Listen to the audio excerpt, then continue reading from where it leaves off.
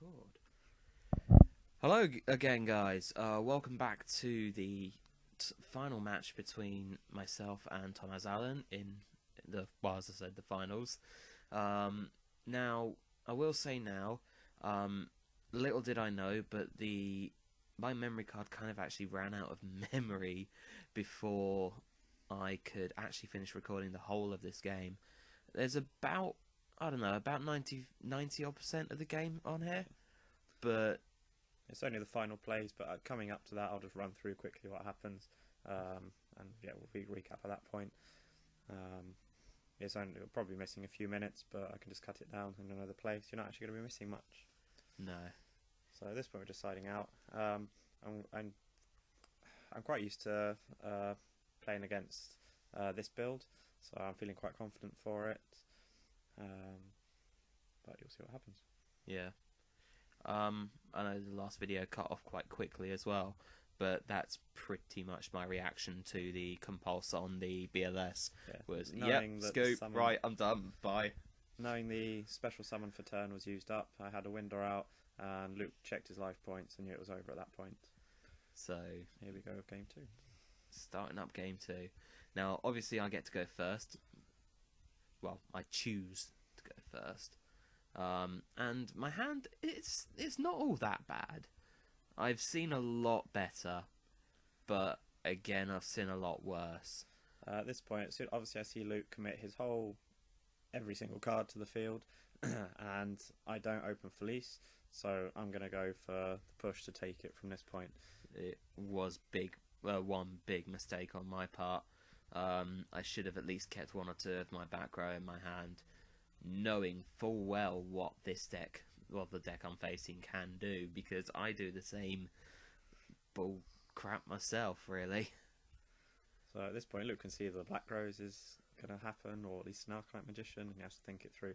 Now I know he has the Super Poly, and he thinks it quite well. He gets himself a card to his hand in a minute, which we'll see as soon as the Sinister gets flipped.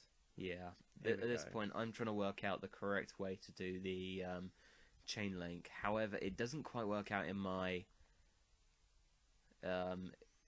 favour, because I miscalculate the way the chain should have been formed. So at this point we have the Dragon and the Hedgehog. So the Hedgehog was going to get a fusion to hand, and that's going to be the free fodder for the, well, if he wants the free fodder for the Super Poly.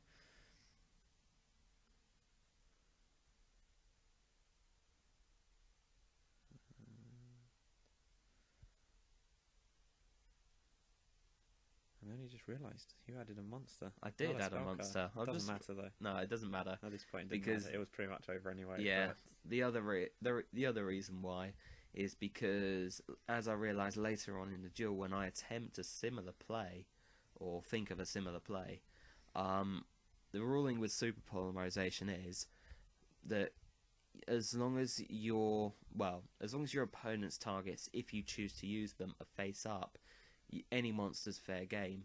So I could have used my face down shaddoll hedgehog as material. So what I should have done was activated in the same chain my super polymerization, rather than trying to do it on two separate chains, because I chained the first one to the summon, and as soon as I've changed that one to the summon, I pass back player priority, and you lose your window. I'll lose everything else.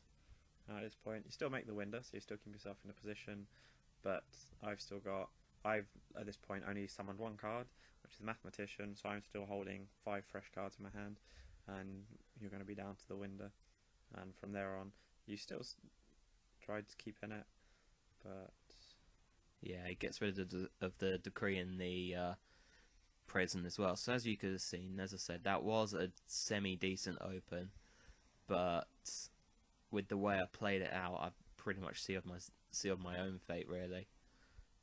And with the compulse, at this point, Luke only sets a monster. I have the Sinister, and I just take the play for game now. And yeah, that's about it. So match goes to Tom.